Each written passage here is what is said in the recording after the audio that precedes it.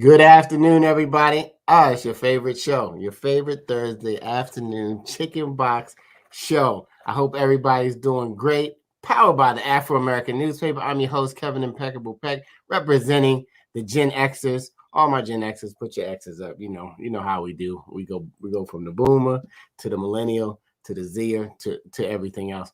Man, we had a fantastic conversation last week about domestic violence, so much that we made a part two, but we called it survival this week.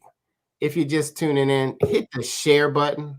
It's the little arrow that goes up because some information shared today is going to help somebody. Believe me, it's somebody out there that's experiencing domestic violence, and the message and the guest that we have today is going to help save somebody's life. It's going to help move a person to a different space in their mind so that they can make a decision to get help. And that's the key. Dr. Draper, welcome. Thank you. Hello, everybody. I'm Francis Tony Draper. I'm representing, I pray that I'm representing the Lord, but in terms of generations, I'm representing baby boomers. Good to be with you this week. Missed you guys last week, but thank God for recordings. And brought the Lord into it. Now I got to backtrack. And I'm representing the Lord too. Anyway. Well, we are who we are, and the best thing about it is we don't really have to say that, we have to act it. So I'm just glad to be here. Absolutely. And also my millennial friend. Yes, well, they say that imitation is the highest form of flattery. And so I'm going to have to say I'm representing the Lord too, because I can never forget that. Okay. I always learn from Dr. Draper. I am a what is it? A boomer millennial, because she is a millennial boomer. And you're right. I hope that I not only talk it, but I walk it, and that I'm representing the Lord every single day. But now I got to say it for the people. All right. Welcome to the Chicken Box, everybody. If you just tuned in, if you're from Baltimore or the Baltimore metropolitan area, you know that a chicken box is something that I always say 4 wings and fries. But today, there it is. I'm going to finally show it to you, just in case you want to know what a Baltimore chicken box looks like. If you're hungry, go get one. I mean, you can't order them online. You just got to get it the next time. Just in case. Then you're in Baltimore. So, guys, listen, we have a great show today. The Chicken Box here is about speaking our truth. It's about showing a different perspective from an African-American lens. And it's about breaking stereotypes and bringing great conversation to our community. And we got a great, great, great show today. Misha, you know what's so crazy? Every time the show is great, the technology wants to be crazy, right? Like, how does Google Docs sign me out in the middle of the show? Now anyway, if yours is in, introduce our first guest, because we're talking about domestic violence. So why don't you pick up for me, and hopefully I can sign back in, because this is live, y'all. But yes.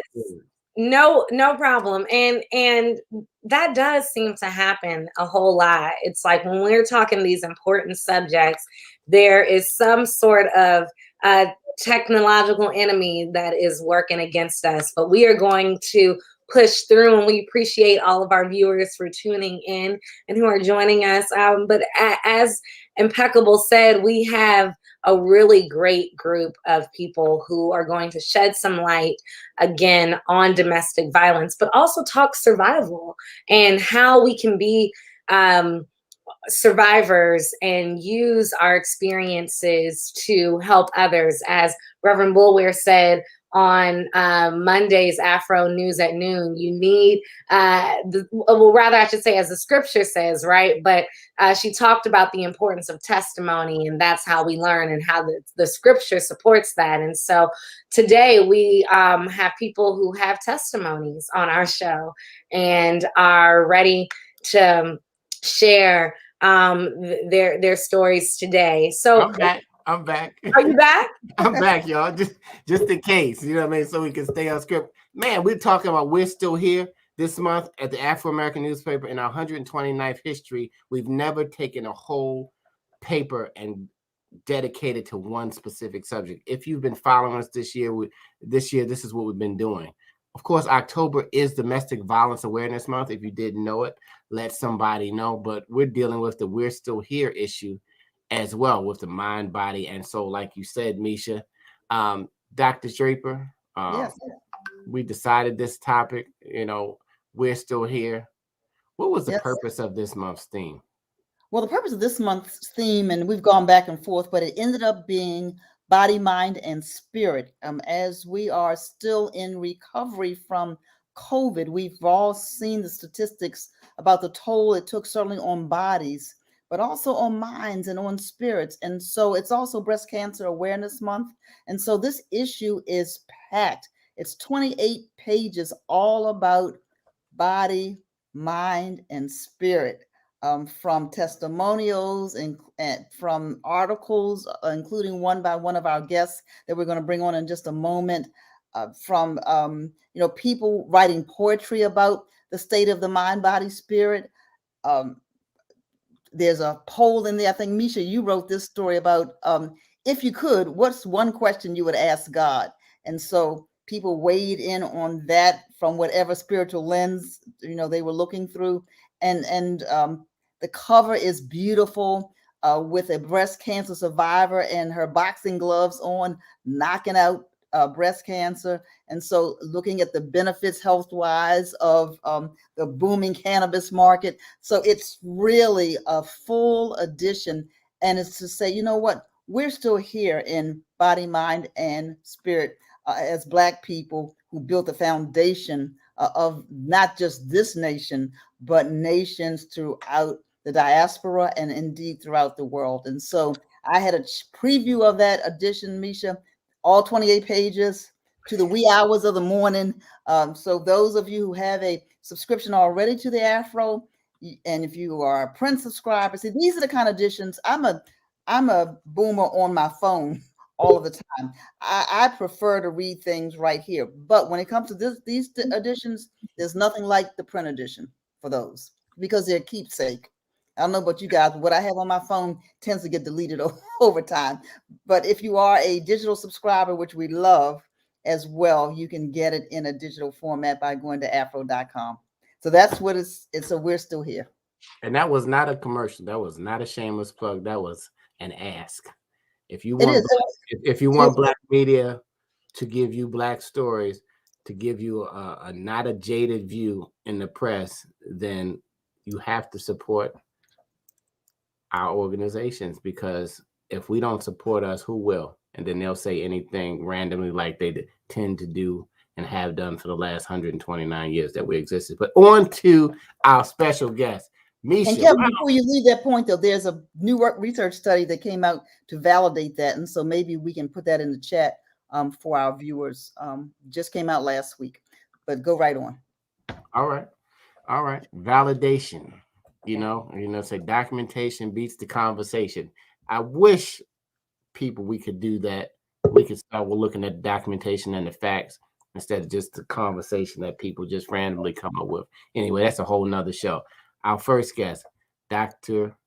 Yanaya Pettis. Am I saying that right? Yanaya. You know what? You're the only Yanaya I know. So Me too. Welcome to the show. Misha, why don't you introduce our first guest?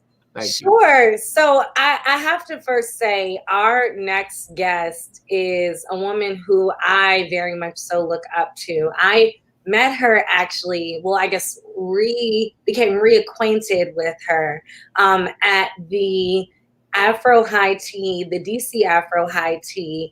I guess that was in 2018, the summer of 2018. And we just kind of talked a while and hit it off, and literally she has prayed for me and been there for me and supported me ever since that Afro High Tea. But then the way the world is and the way that the Lord works, found out that she and my mom actually worked together for years. So my mom, of course, has known her for years, thought that that's how I knew Dr. Yanaya, and just didn't even think of the connection now. And just, it's just so wonderful to have had a chance to know this wonderful woman of God. She is so multifaceted and such a strong person. She's an ordained minister, a professor, a media specialist, a publicist, public empowerment speaker, cancer, stroke, and domestic violence survivor. And like I said, she just does so much to use her platform to empower others. So I am super, super happy that she's on today's show. And as Dr. Draper said earlier, check out her piece in this week's edition of We're Still Here on being a domestic violence survivor. She talks about briefly all the other things she's survived, but this particular issue, we're talking about domestic violence. She also wrote a piece last year about being a breast cancer survivor. So she's absolutely amazing. I can't say enough about her. Welcome, Dr. Yanaya Pettis, to the show. God bless you. It's a pleasure to be here. And thank you so much for those kind words, Misha. You are an amazing reflection of God's beauty and his brilliance, and you inspire me. So thank you for being in my life. Thank you, Dr. Draper. Thank you, Peck. And my history with the Afro goes back to Miss Frances Murphy, who was my mentor for my first public relations job, being spokesperson for Reverend Jesse Jackson, then for DC Mayor Sharon Pratt Dixon Kelly. So my history with the Afro goes back, not 129 years, since I'm only 53, but it goes back to being a 21-year-old press secretary, being mentored by her. So I thank the Afro for how you've blessed my life throughout my career.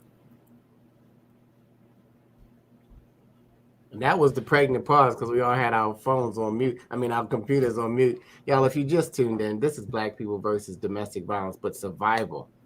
The survivors out there. What is the survival story? You know what I mean? And are you willing to share it? Because it is people who have survived, overcome, and really been able to help somebody else. Because whatever you went through, although sometimes it seems like it's so tragic, it really is to help somebody else. And so, absolutely. Well, just some statistics before we start. The National Coalition Against Domestic Violence says that 1 in 4 women in her lifetime and 1 in 7 men will be a victim of some form of domestic violence. Specifically, nearly 20 people per minute are physically abused by an intimate partner in the U.S. So that means during 1 year, it equates to more than 10 million women and men. Women of all races are equally vulnerable to violence. Females are victims of family violence at a rate of 3 times that of males. And the last stat I'll share with you is on average, each day, 3 or more women are killed by their boyfriends or their husbands. My name is Reverend Dr. Yanaya Pettis. I'm the founder of Nobody But God Ministries in Washington, D.C., and I am a domestic violence survivor. Some of you know October is Domestic Violence Awareness Month, and I'm here to tell you my story of survival. When I was 27, I met he was actually a co-worker. We lost our election. The mayor lost her election, and I went to a party with a friend. And we were a little sad because we knew we had lost our jobs and been totally brutally crushed in the election. But he was a full-time employee. He was a contract worker, so he didn't lose his job. So he was the only one at the party smiling. Fast forward, he asked me out. I didn't realize he had a crush on me. I told him, look, I'm focusing on getting a new job, not trying to go on a date. But because he was a minister and he had a great reputation, I said, sure, why not? We dated. Again, he was a minister. He was at a church supporting a pastor who was about to retire. So he was actually in an acting pastoral position. I didn't think I'd ever date a minister. Like, who wants to do that? That's what I thought. But I was a Christian. I loved the Lord. I was living for the Lord. And we dated. On the second date, he went into kidney failure. And we just clicked. He passed out in the pulpit at his church. I found out about it because I thought he was standing me up for our date. Found out he was at the emergency room. I went in and told him in his ears with all these tubes and everything, look, you're going to have to make this second date up for me. And a tear came down his eyes, and I just felt a connection to him. He was so young. He went into kidney failure because he had high blood pressure. He was only 30. And I just stood by his side. I took a week off of work and met his family, and I just never left his side after that. So we dated for 6 months. It was incredible. He proposed, and then we had a year of marital counseling. They were preparing me to be the first lady. All the focus was on, you're young, you're going to be 29, you're going to be a first lady, you have to do this, this, and this. He never yelled at me, never called me out of my name. My mom always said, you know, you have a good man if he loves his mom and if he has a sister. And the way he treats his mother is the way he'll treat you. He was a mama's boy. He was very respectful. My relatives met him. They all loved him. And again, there were no signs of anything. On our wedding night, and I had a huge wedding. It was even featured in Jet. It was a wedding party of 48. I figured I'm getting married once. I'm only doing it once. We had a police escort. It was just crazy. It was a really perfect wedding. On the wedding night, when I came back to our bridal suite, he went in before me and then he shut the door. So I'm in the hallway in my bridal dress and I'm banging on the door. Asking baby, what's going on? And he said, did you wear that for me or did you wear that to be sexy? You look like, and the first letter starts with S and it ends with IT. So he wouldn't let me in the room. I'm crying. I'm banging on the door. I don't want other relatives in the hotel to see me. I go downstairs and I ask the young lady, the receptionist, can you please give me a key to another hotel room? We're having a fight. She looks at me like I'm crazy because I'm in my wedding dress and I'm still trying to figure this thing out. Like, what made him upset? My dress was very conservative. And so she gave me a key to another room. I called him all night. He didn't pick up. Then around 4 or 5, he did pick up and said, be here at 6 because we're going to 7 o'clock service. So I got dressed after not spending the honeymoon night with my husband, but in another room. I got dressed. We went to church. I sat beside him and everyone talked about how beautiful the wedding was. And the entire time, Misha and Dr. Draper, I'm sitting beside him thinking, I don't even know who I just married because he totally became different. That afternoon, he told me, now you're my property. And so he used scriptures. The biggest scripture that he kept using was Ephesians 5:22 through 24. It says, wives, submit yourselves unto your own husbands as unto the Lord. The other scripture that he used constantly was Colossians 3:18. Wives, submit yourselves unto your own husbands as it is fit unto the Lord.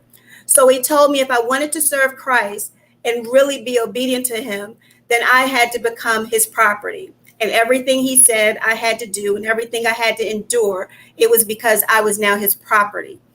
And so we had a horrible honeymoon. It was just horrible. I cried the whole time. I had very little interaction with him. And that's when the emotional and verbal abuse continued for the first 2 years of our marriage.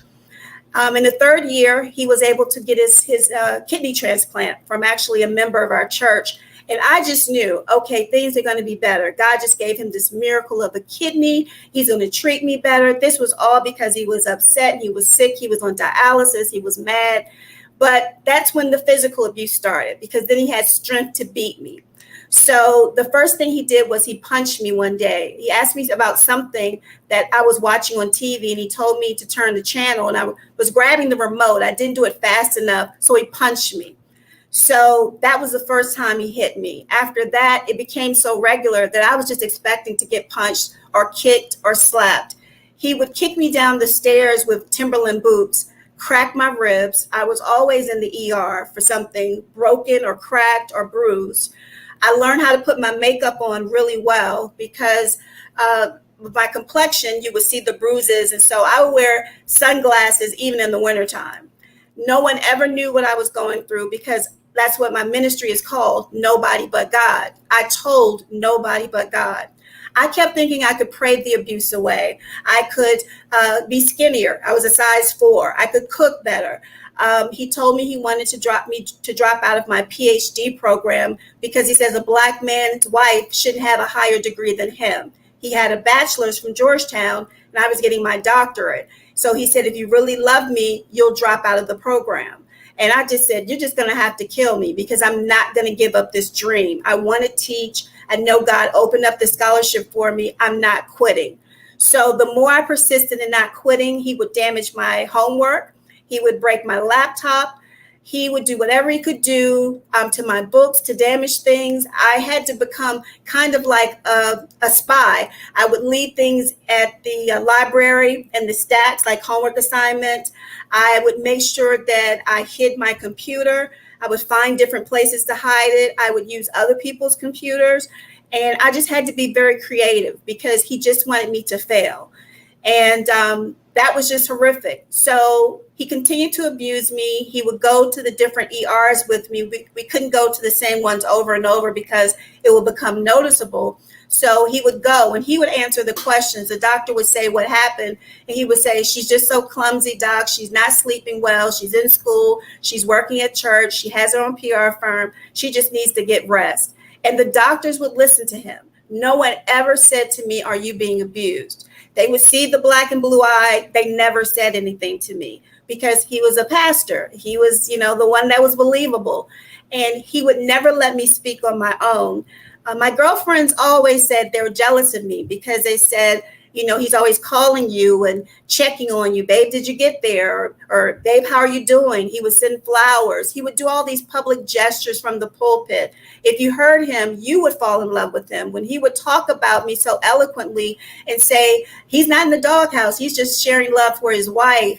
It was amazing. And people believed it. And actually, the public ministry, I believed, and that's where the Lord really did work with us. But the private hell that I was going through, it wasn't worth the public ministry. I had to hide, and I had to hide in public and smile sitting in the pulpit next to him, knowing that that evening he was going to beat me because there was going to be something that I said or did. I preached too well. I prayed too long. One of the deacons smiled at me. Somebody said I looked good that day. It was going to be something that he was going to find a problem with. So I want you to know, because most of you who are listening to this think, oh, okay, she went through that abuse. That's it. Well, it came to a day after he had 3 affairs. I preached on that Sunday. And on this Tuesday, I got a call early that Tuesday morning. And this was a particular lover of his. And they said, what do you have to do? What do we have to do for you to leave? He wants you to leave. I don't think he wanted divorce, of course, because the church wouldn't want that. But he said, we sit back and laugh. So after they're intimate, they sit back and laugh and want to know, why am I still staying? So at that moment, everything went dark. I literally now understand what it means for someone to say you lost your mind. Everything went dark. It's like the world just stopped. And I said, I can't take it anymore. So I did the one thing that I've never done before, and that's call him at his office. So I called him and I said, hello. I told him who had called, and I said, I can't take it anymore. I'm leaving. And he said, when I get home, you're going to get it. And I trembled and hung up the phone. I never heard him say it in that tone. And I just knew, Dr. Draper, Peck, Misha, I knew that day was going to be my last day. And I refused for him to beat me another moment. So I went down the street. I live in Northwest. And if you're familiar where Howard University Hospital is, across the street was People's Drug. Now it's called CVS. So I didn't live far from Howard University because I taught there and I went to school there. So I drove to this People's Drug store and I bought 3 boxes of sleeping pill capsules. And the lady rung them up and she said, you're having a hard time sleeping? And I said, yes. And I guess she's like, why are you buying 3 boxes? But I did.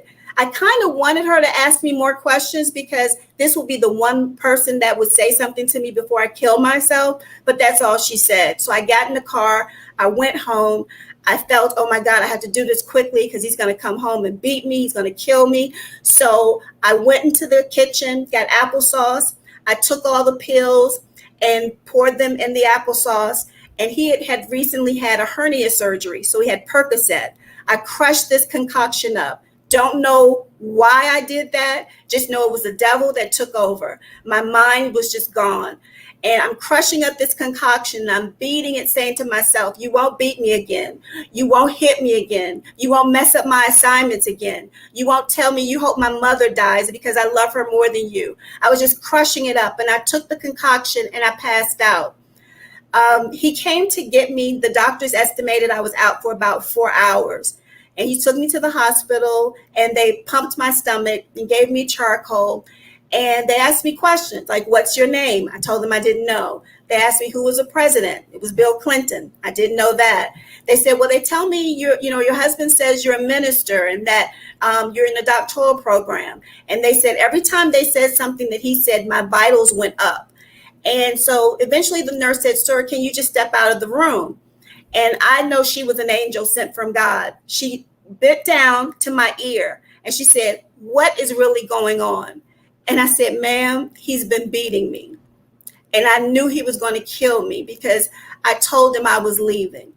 So only thing I could remember was my mother's number because she asked, is there someone you can call? I couldn't remember my name. I couldn't remember all the other things, but God is so good and faithful that he allowed me to remember my mother's phone number.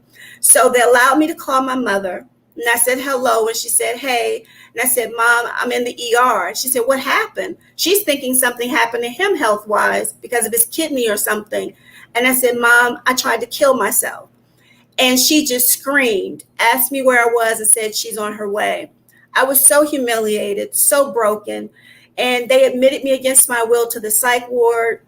You're like, I've never been in prison or in jail, but it's like a cot that's still no pillow, no pillowcases. And you have on just like this one little plain garment. They take your shoes from you, your shoelaces, everything, because you're on suicide watch. They come and check on me every 15 minutes. And I'm just in the darkest place ever. My mom gets a chance to come to see me and my father come. And I told them that I'd been beaten and abused for the last 6 years. And my mother and my father both said, why wouldn't you tell us? And I said, I didn't want to get divorced. I thought that my prayers could change him. I thought he would change. I thought I could love the hate out of him. And I was ashamed. I stayed because of pride. I didn't want anyone to know, the church, people at school, my community. I'm being real about it. I stayed because of pride, shame, and fear. I feared him. And so why do people stay? There are a myriad of reasons. Some people don't want to leave their children, put their children in a safe shelter. Some people stay because of financial reasons. They can't afford to leave. I was the breadwinner, so it wasn't a financial thing. It was literally, I knew he was going to find me, track me down, and kill me. But because I was in the psych ward, I got therapy. I was able to repent. God restored my mind. I stayed in therapy for a year. I filed for separation. He said he'd go to counseling with me. He never showed up. I would show up. He wouldn't come. We even joined a new church. He said he was going to work on it. He didn't get better. And I had to divorce him. And I had to walk away realizing that he was the love of my life, but that God loved me better and I love me best. Wow. Ladies and gentlemen, if you just tuned in, this is the Chicken Box. Dr. Pettis, thank you very much. That is a heart-wrenching story, but it was very strong of you to come and share, and we appreciate it. And I'm telling you, we're gonna capture this story and we're going to share it as much as we can, because somebody out there right now is in that same position. Yes. And I want them to know that it's not their fault and that you can get help. If I could share this number, it's the National Domestic Violence Hotline. If you type it in the chat, I'll put it up for you. Okay. Okay. All right. I'll put it up for you if you put it in the chat. We have we have an impeccable. Her story will be repeated because it's in this week's Afro. Her Absolutely. story is there, and she's written a couple of books about her story in some detail. And so, thank you for your bravery, Dr. Pettis, because even when you come public or make this known, I know that you've received a lot of hate coming your way from him, from people that don't want to believe it, and that's that would take another whole chicken box. But as Kevin said, I know we have two other guests we want to hear from. Thank you so much for sharing. Thank you for having me. Well, hang out with us for a second. Absolutely. We have Lenore Yancey. Hello, Lenore. How are you? Well, first of all, I'm alive and well. Dr. Pettis, I'm almost following you. Just God bless your heart. Bless your sister. Keep praying for me.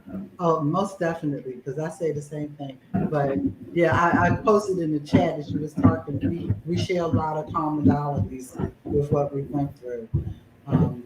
But just hearing yours alone made mine seem so minute. But when it comes to domestic violence, nothing is ever minute. It's always huge. Absolutely. God bless you. Thank you for sharing. And Lenore was in the chat Yep. last week, and she, she really was very strong on the topic, and she said, "Can I come on?" And so you never know, Afro fan. Welcome to the Chicken Box. You're now on. Last week you were in the chat. Now you're on. Yes. Now you're on with us. And this is October's Domestic Violence Month. This is the We Are Still Here issue at the Afro-American newspaper. Over 129 years of informing, inspiring, and educating African Americans and Black people and other people who want to know what Black people do. They are checking us out. Believe me, they are always checking us out. But we are always going to be the voice of our community, and we're news, you guys. We're a news organization. We're not gossip. We're not trying to give you a sensationalized headline to get you to come into the information. We're here to be the Black media, the voice that we have been, the Black Media Authority, for the years that we've been, and we're going to continue to do that. When you want to know the real news, this is where you can come. All right, we're not searching for likes, but we would like for you to like us, because that's the generation we're in. We'd like for you to share it, because that's where we are. But when you're sharing, if you go into our archives, you'll see we have the people who rode with Jackie Robinson. We have stories. We have the women who were in the war, who got all the mail out, the 688 that we did. It's just so many stories. You don't have enough time to go through them all. But Lenore, I just wanted to give you just a couple of minutes just to introduce yourself. We got about 27 minutes left. Thank you, everybody. Chippy, Odetta, Q, Ricardo, Jewel, everybody Diane, who is just continuing to share in the chat. We thank you for sharing with us. But Lenore, just come on and just give us just a few minutes of who you are and how this topic speaks to you.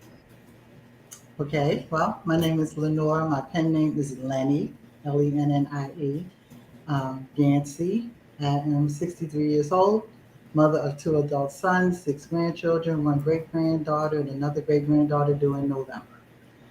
I just recently wrote my memoirs entitled Broken Wings, A Vault of Memories Unleashed. And like many other survivors, I never told anybody. So everyone who has known me since I was 3 years old up until now does not know the Lenore in that book, unless you were part of my tribe. I am working my way to being a transformational speaker, even though I was told.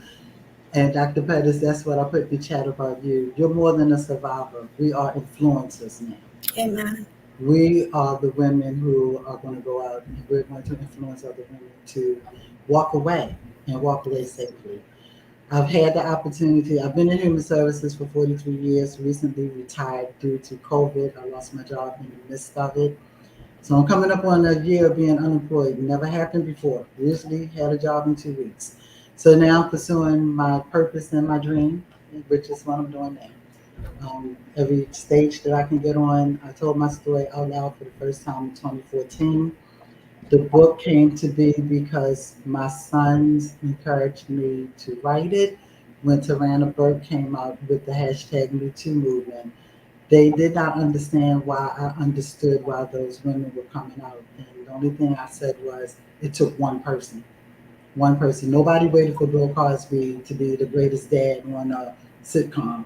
Nobody waited for Cuomo to become the mayor of New York. What they waited for was a time when their soul and their spirit couldn't live with it anymore. And that one person came up and did what they had to do. And that created a spiral, which when it hit me, it took me 4 years to write this book.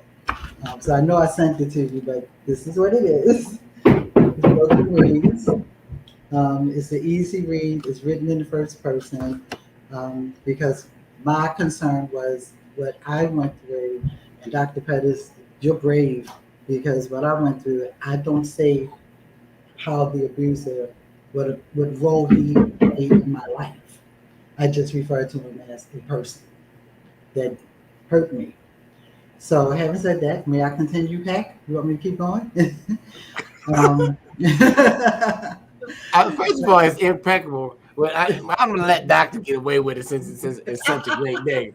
But my last name is Peck, but I go by impeccable because okay. I think excellence at all times, and that's the reason. Okay, Well, first but of all, you okay, all can so thank Chippy. we're gonna go maybe just shift 2 more minutes, and then we'll continue the conversation. Somebody's getting something fixed somewhere. Okay. Thank God it's not on my end. I was gonna say a prayer because I'm in the mountains in Lynchburg, Virginia now. I don't have cable. I just have Wi-Fi, and I had to sit here through most of her speech praying, "Lord, clear the airwaves," because I kept losing you all. You kept getting choppy. I was saying, Lord, we're gonna do this. We're gonna do this." So I found that spot, and I'm sitting still. I'm not touching the lamp. I'm not touching anything. So Absolutely. and first of all, and thank Chippy because she is the reason that I jumped on the last time. She knows that domestic violence is extremely important to me, and that's why I asked. And we'll do another plug because of getting the opportunity to do this. I will also be on Morgan Station WEAA today at 4 o'clock. All right, now Yeah. that's So a the great same school. I heard. person. Yeah, I Yeah, was gonna yeah. Well, I actually went there for 1 year. good for you. But But I'm yeah, curious, Lenny, can you tell us, and I know stories aren't short, so I don't want to the short. short version, Yeah, can you tell us a little bit about your story sure can. of survival? Um, Because it's going to help somebody. like I said, I'm 63 years old right now. My sons are 45 and 42. I met my abuser through a girlfriend because she knew that I liked the bad boys, basically. And we went to a party and I saw him. There was a lot of girls around him. So me being skinny and cute with long hair, I said, okay. I said, I'm gonna get his attention. And I did. So the dating thing, what I'll say is at that time I was 15. So we started dating and everything was fine. And then we got married and everything changed. So I stated in my book that my abuse included every part of abuse except for financial. So without going into any detail, my abuse involved sexual abuse, psychological abuse, emotional abuse. He talked about me real bad all the time.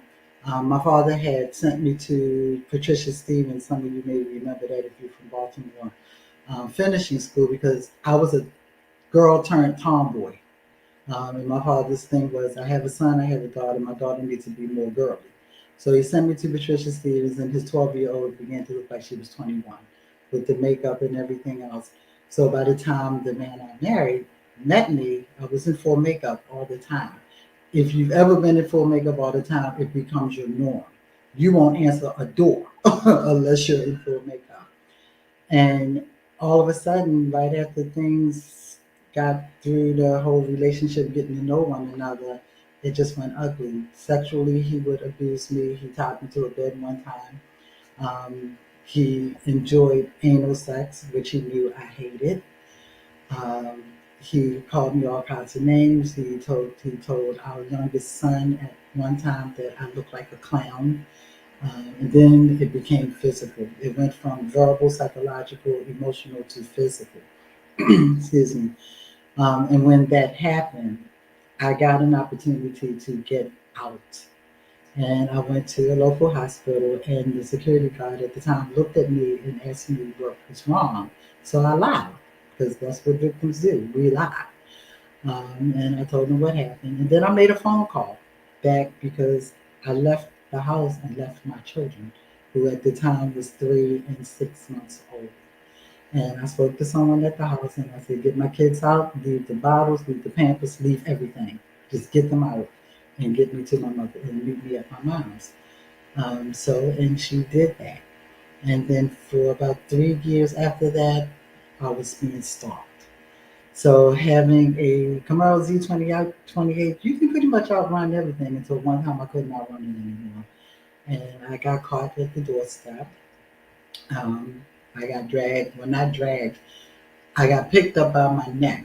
I'm a light person, so at that time, so I got picked up by my neck, kicking, not screaming, because my brother, both my sons were in the house. My mother was on vacation.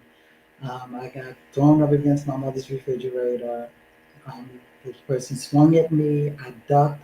He hit my mother's refrigerator, and I went, "Ooh, she gonna kill you when she comes back!" And she had just put that refrigerator. And instinct, all I remember is him going down. The only vision I remember is when that happened, he got a knee to the groins.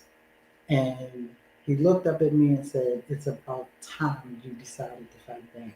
And I went running out the front door. And I went next door to my neighbor's house. I made 2 phone calls. And the one phone call that came, the person from the second call showed up first while he was out in front of the door at 2 o'clock in the morning screaming if I didn't come out, calling me all kinds of names, that he was going to come back and kill me. So someone showed up and hit him across the face with an aluminum baseball bat, miskilling him by a quarter inch through the temple, broke his jawbone. Ambulance police show up. He's in the back of the ambulance saying, "B, I'm going to kill you when I get out of this." So I pretty much became a recluse after that. But I cried all the time. I had no self esteem. I had no self respect. And it dawned on me just recently that the abuse that continued after that is the abuse that I bestowed upon myself, because this man has stripped me of everything I was and everything I wanted to be. So I went on this road of promiscuity, having sex with random men, uh, uh, uh, doing fantasies, and the whole time, my addiction, and that's why I say Dr. Pettis' story was similar to mine. I didn't think about suicide, but I couldn't deal every day and not remember what I had gone through. So I turned to drugs and alcohol and became addicted to cocaine and marijuana. I had started smoking cigarettes when I was 12 years old. I was up to a pack a day by that time. And after a while, I couldn't function.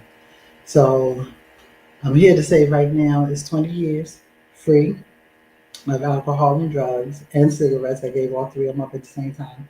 I had left the church at the age of 12. Didn't believe in God because I thought God didn't love me because He allowed me to go through that. But then I went back to church. I went back and got my degree because I actually went to Morgan for 1 year. Then I went back. I got my bachelor's in human services. And actually, prior to that, I started working with a company called Family and Children Services, and I worked as a lead crisis worker for victims of domestic violence, and realized that that was my passion because I could relate to their stories, I could listen to their stories, and it was so I can't think of the word, but every time I would get a hug or a thank you, whether I put them in the shelter or whether I found an apartment for them, the whole idea of saving someone else's life when I didn't even know how to save my own, that was a feeling that I will never, ever forget. And then I started working with victims of, the homeless population. And I was in home human services for 43 years. I was just forced to retire October last year with the pandemic. And I started speaking this out for the first time at a recovery center with 2 other women. And that was when I realized I can't stay silent, but I still wouldn't say anything. And even during the whole time of what I went through, my 2 best friends in the world, until they get the book, they're not even going to know because I never told anyone. But now I will tell anybody that has an ear to listen. And I will tell anyone that wants to hear it regardless. Because, like Dr. Pettis, I'm still here.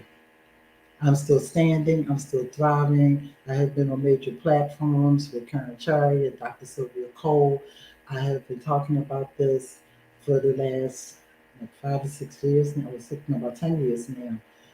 And anyone that will hear my story is not one of death or almost dying, or even as horrendous as Dr. Pettis, but the domestic violence is domestic violence.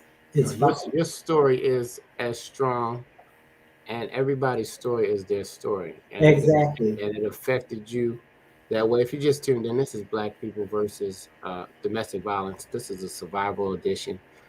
We thank Lenora and Dr. Pettis for coming on today. We thank everyone who is commenting in the chat. This is Domestic Violence Awareness Month.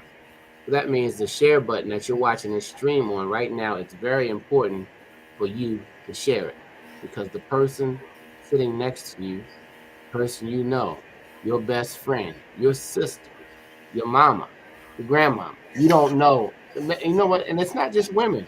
We're trying to get Ricardo on, but we can't see you, Ricardo. I just see your stream circling. I know you probably can hear us. I don't know if we can hear you, but it is men.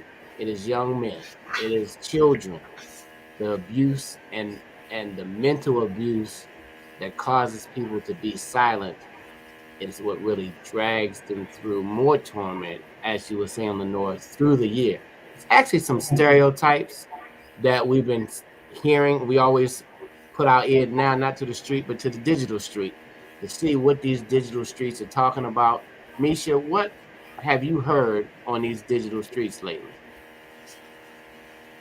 Well, I've heard so much, and I appreciate everyone's stories and their transparency, because I feel like the narratives that you've shared today already combat the stereotypes and the incorrect information that's going around.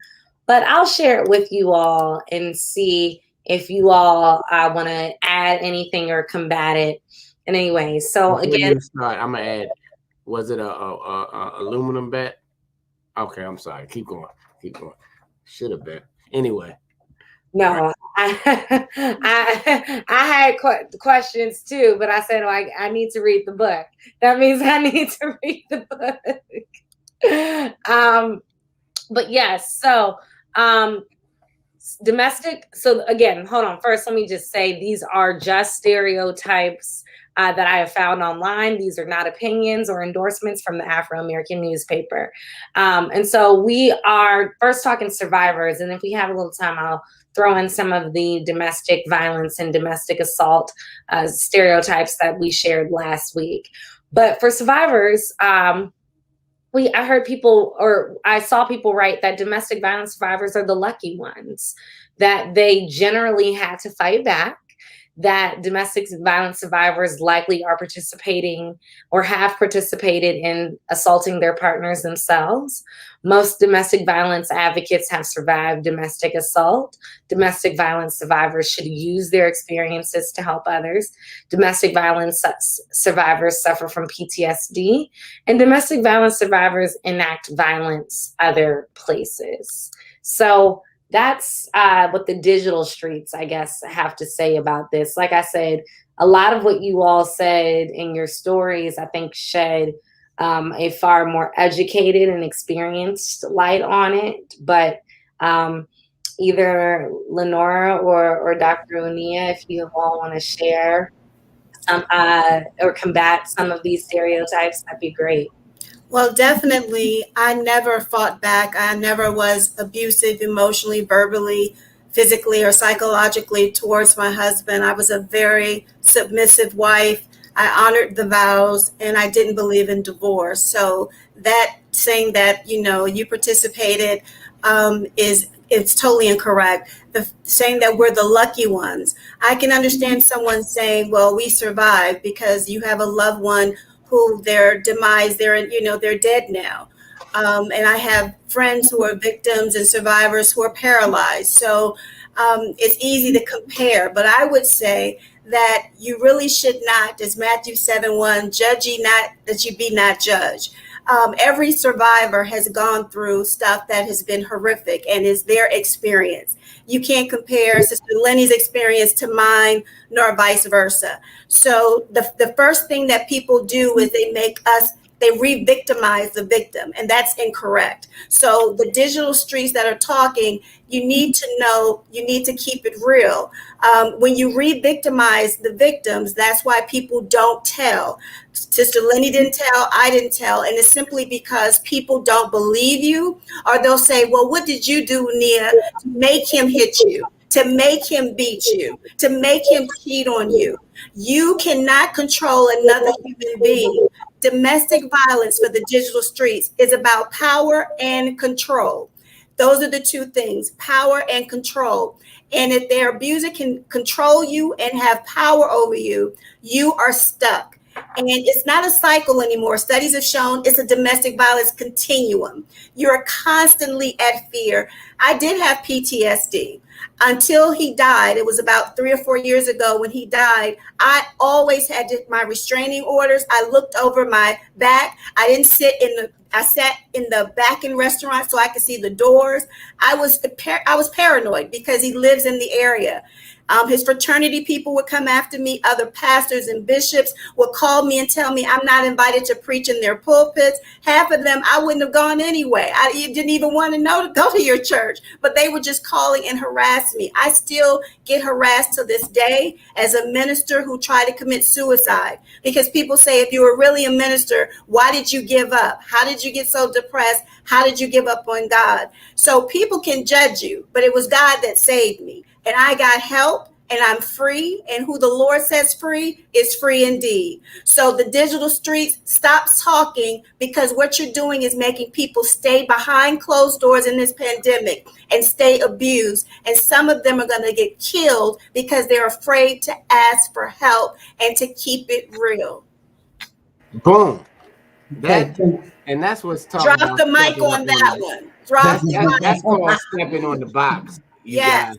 So can I piggyback on what some of what she said? Because before I even knew what domestic violence was, two of my neighbors in the neighborhood where I was living in were victims of domestic violence. The young lady that I told you that I called and asked her to take my children out of there, she is a victim of domestic violence. She was killed by her baby's father because he thought she was having an affair, and they had just moved into their house. And so, and that's, I think, what inspired me to just want to know a little bit more. And also, Reverend Pettis, I love you, because on the preface page of my book, these are the two quotes that I have. Let anyone among you who is without sin be the first to throw a stone at her, John 8:7, and do not judge so you may not be judged, Matthew 7:1. And then I found a clip art that says, religion is for people who are scared to go to hell. Spirituality is for people who have already been there. Bonnie Raitt. And I was actually surprised that the publisher left it in there.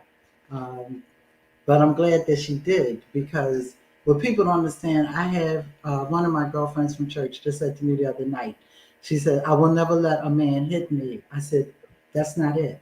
I said, because if you're going to let them hit you, they're going to keep hitting you.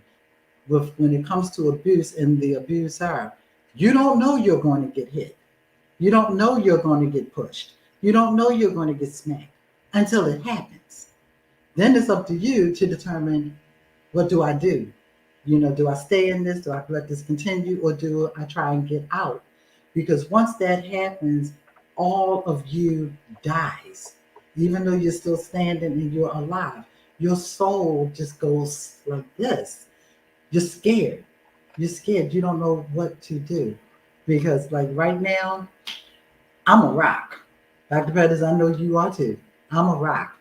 That because of my abuse, I actually married 3 more times and divorced 4 times. And I finally told myself, no, until God himself puts that man in front of me and it's got everything good that's written in the Bible that I understand and love, I would say, I'm done. I'm done. And so technically I'm still single today, and I'm loving it, because now I'm doing what I love, and like yourself, helping other women understand you don't have to stay in it. There's so many things out there. Safe Haven, the women's I'm sorry. I just had it in front of me. Don't worry. We'll put them in the chat. We are running low on time, guys. This is the Chicken Box. We're talking about Black people versus domestic violence and surviving. And we have two fantastic, strong, beautiful survivors with us, Dr. Pettis and Lenny. I'll call you Nick since That's it. since that's your nickname. And we like to get 30 seconds on the box. You guys just stepped up on the box and had a drop the mic moment. Of course, we could keep this conversation going on for years because it's a conversation that needs to be talked about. Truth is, there are people out there who have survived and can help you. And all you have to do is reach out. Even if you want to be anonymous and you want us to get you something, you can send it to the editor@afro.com, editor@afro.com, and just say, I need some, can somebody direct me? We'll put some things in the chat. Dr. Draper, Misha Green, you're on the box. We're running out of time. Your final words real quick on Go this. ahead, Misha. Go ahead, Misha. I'll follow you. I want to talk a little bit about next week as well. Oh, did we lose you? Oh, there you are. No, I'm back. I tried to unmute and turned off my camera. So first of all, I just want to thank our guests who really I knew that you guys would be amazing. Like I said, I know Dr. Yanaya personally, but I did not know how transparent you all would be, and just your willingness to share your stories. We cannot thank you enough. There are so many people who will be moved by this. I'm looking through the comments. I thank our audience for tuning in and engaging as well. And I'm already seeing how moved people are from your stories. So thank you so much. And you all are truly survivors and influencers. And I can not emphasize enough how thankful we are that you're using your experiences to share with others and to help others. And thank God for people like you. So thank you for that. I just want to get on the box and say that these are the kinds of stories that people are going through every day. Dr. Yanaya shared the statistics earlier in the episode. If you don't remember them, go back. We can also, they're in several different articles in this week's We're Still Here and as well. But we can also link them in the comments later, just so you all can have the information. But share this stream. Sharing is caring, as I always say. And this is, I think in Chicken Box in particular, that our village needs to be aware of, and to know that you're not alone, and that no story is the same. And so don't try to minimize what you're going through. If you feel like you need help, reach out for that help. And you should have no shame in that, because you are not a victim. You are still a survivor in all of this. And though you may be being abused, the fact that you're making it through, the fact that you're continuing to push, shows that you're a survivor. And so share that story, because we need you and we love you. And even if we don't know you, we are praying for you. Right. So thanks, Misha. Thank you, Lenny. Thank you, Dr. Pettis, for sharing. This is a topic I'm very, very passionate about, because nearly 20 people a minute are physically abused by an intimate partner in the United States. That's 10 million women and men. Some of that abuse leads to severe injury. Some of that abuse leads to death. It's just, the statistics are overwhelming. And it's easier said than done when people say, well, why don't you just get out of it? It's not that easy. It's not that easy. And so I just want to encourage those who may be watching this, or you know someone, help them to develop a plan if possible. Talk about it if possible. Be a support, not a judge of people. The brave ones who get out sometimes even end up going back. That's another whole chicken box for a variety of reasons. And I had a friend that said the picture looks different when you're not in the frame. when you're not in the frame. And so thank you for letting us have a peek at your frame. Next week, I too wrote a book, and it's along with my co-author. I don't know if you all can see this book, if I have it up to the camera, but it's called Life Happens, But You Can Finish. And so Dr. Pam Love and I both are trained mental health professionals. But what we did was we captured 12 women's stories talking about survivors, including some of domestic abuse. And so next week on the Chicken Box, one of the survivors from this book and Dr. Pam and I, along with Misha and Impeccable, will be talking about their story and how they finished what they started in spite of everything. So I want to say to somebody today, as I close my time out on the box, life does happen. Things happen to us. Some things that we act like didn't happen to us, but they did happen to us. These ladies, like our guest today, had enough courage to allow their stories to be in this book. But I want to encourage somebody, you can be like Dr. Pettis and going up and get your PhD in spite of, right? You can be like Lenny, finish your bachelor's and then work for all of those years helping somebody else. And so you can do this. And so I hope you'll be inspired by these stories that we're going to share, at least one of these next week. And I'm off the box. Thank you for getting on the box. It has been an incredible show. I'm going to jump on for 5 seconds. It'll be longer because everybody says 5 seconds is really like a couple minutes. We're going over our time, but guess what? It's our show, y'all. It's not like it's NBC. They're going to cut it off. So we staying on for a few extra minutes. But you're not victims.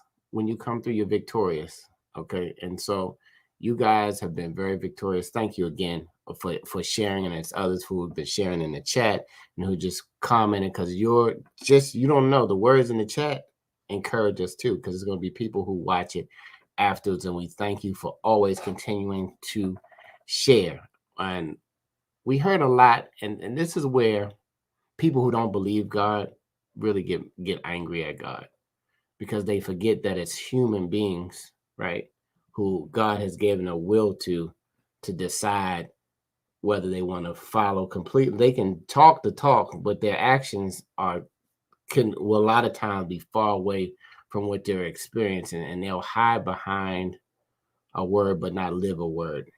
And you can't let humans determine what God's standard is, because God still is who he is. His power is still very powerful. The question is, are humans perfect? The answer is no. And we've all found out that.